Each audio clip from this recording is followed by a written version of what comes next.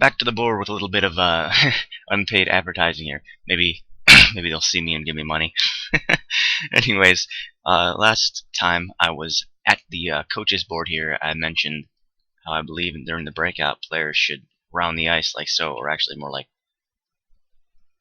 something like that. During the breakout, rather than just cutting straight to the boards and pinning up, so the defenseman has more options, so they have more options with speed coming out of the zone, etc. This next step in that theory, I guess, would be that that's not the only case that happens.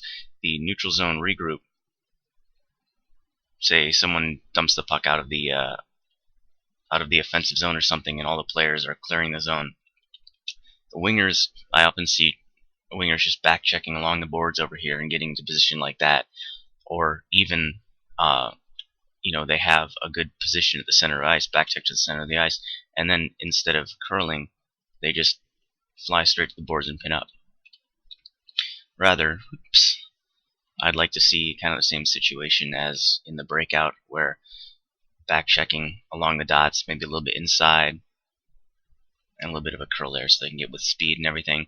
This would create, again, a gap between the defenders, more time facing straight up, more time able to receive the pass. It would also, a lot of cases, let's use this guy. The guy in the bottom side of the board is doing it wrong, right? He just back checks up like this, and he's got a guy covering him, a defender covering him, going all the way up there. So, what if he had gone up here instead, like this guy? Well, this defender wants to keep inside position if he's any good, so he'll back check this way. At this point, you're actually creating, when in this turn, a gap between both the defender, who you push towards the center of the ice, or the forward defender, who you push to the center of the ice, this guy over here, and this defender who's been kind of slowly coming up the ice. So now you have more space between both of them. You have all this space in which to work, plus you have speed going into there. You've pretty much pushed this guy to the center and opened up this outside lane, all for you to drive pretty much a one-on-one against this defenseman right here, who you can then use any combination of moves on, including a cut to the center, cut out. Basically, your first job is to try, after you get the puck, if at all possible, to gain these dots again. If you can gain the dots on the attack, that makes you a lot more dangerous. A defender has to respect that, cut to the inside, leaves you space to the outside, leaves you space to fake outside and go inside, all sorts of things.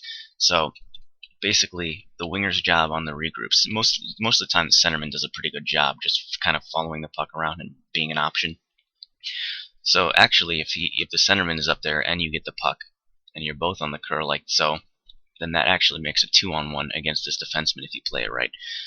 Anyways, that's you know what? Now that I've realized it's a 2-on-1 there, there's actually more.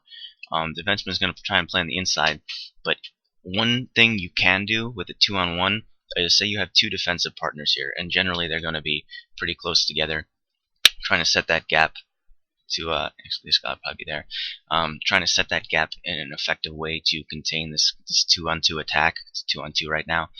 The puck carrier, who is this guy, move to the center of the ice and kind of fake outside a bit. He's got to get to the dots.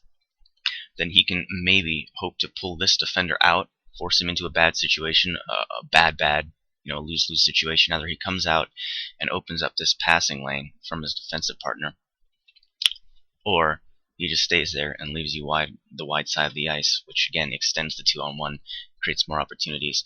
So there are all kinds of plays you can work from this situation if you play it right.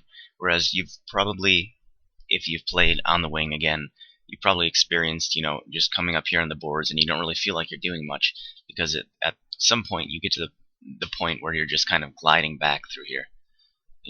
There's nothing really to time. You're wondering how you can gain some momentum in the zone.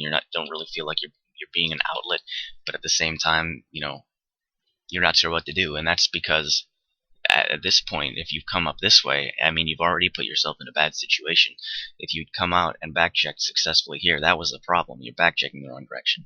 If you back-checked here, then that's when you could make the play wide, gain some speed, gain some time and space, and work with it.